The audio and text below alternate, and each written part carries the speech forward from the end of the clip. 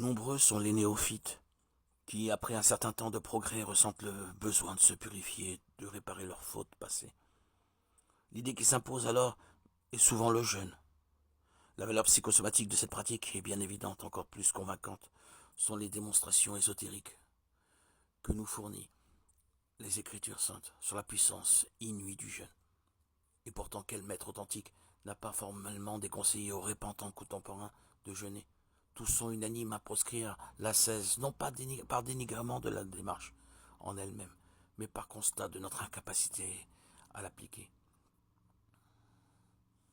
Priez avec ferveur, restez liés à notre Seigneur, tournez toujours notre regard vers Jésus. Cela nous semble peu, comparativement au poids de nos fautes.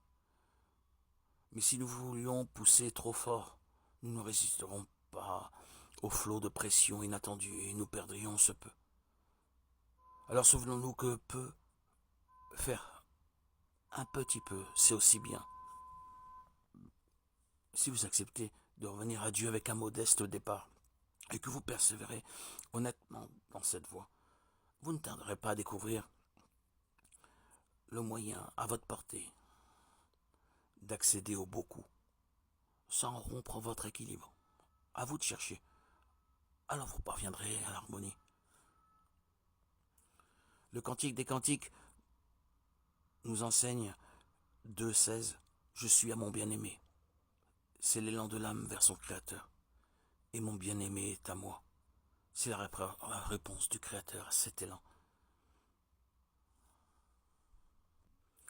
Ce sont en fait deux faces de la rencontre. Ce qui nous apprend que le retour vers Dieu comprend deux chemins, deux méthodes. Car le retour, comme toute expérience, se compose de hauts et de bas.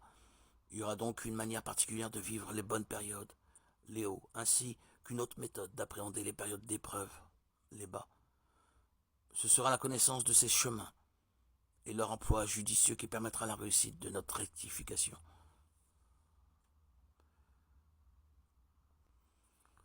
Lorsque nous sentirons notre âme s'élever, je suis à mon bien-aimé, il conviendra de fuir la suffisance que cet état procure. Au contraire, nous redoublerons d'exigence envers nous-mêmes, car l'écueil qui guette les périodes hautes est de se satisfaire des premiers résultats. Grâce à une remise en question permanente, à une application continue du verset « Je suis à mon bien-aimé », sous-entendant « à moi de fournir l'effort », on pourra éviter cet obstacle. Cette démarche permettra par surcroît de préparer des provisions de force et de courage qui s'avéreront très utiles au retour inévitable des périodes basses. Les hivers suivent les étés, les nuits succèdent aux jours, chute et dépression jonchent le chemin du retour. Plus loin, nous pourrons comprendre le sens précis, leur raison d'être, leur pourquoi. Voyons comment aborder ces moments de difficulté, ces épreuves inévitables. Il s'agit simplement de graver dans son cœur les paroles du verset « Mon bien-aimé est à moi », sous-entendant à lui de me soutenir, quelle que soit ma chute. Dieu est avec moi. En sachant cela et en m'en souvenant au moment où partin, j'éviterai l'écueil du découragement. Ce sentiment d'abandon qui nous incite à tout quitter à cause d'un échec n'a aucune raison d'être, puisque Dieu se trouve tout près de nous, même au sein de l'échec. Par son esprit,